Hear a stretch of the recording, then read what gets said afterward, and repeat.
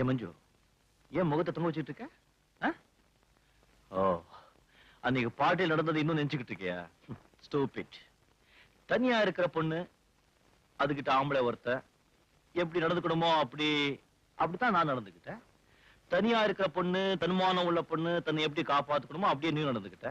சரியா போச்சு. இதுக்கு போய் கரம் ஆகலாமா? உங்க உதவி எனக்கு தேவை.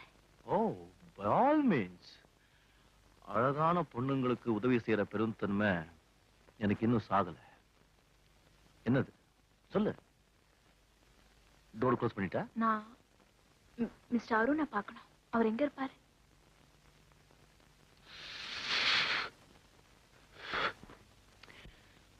நீ அருணை பார்க்கணும், அவ்வளவுதானே? நான் கூட்டிட்டு போறேன்.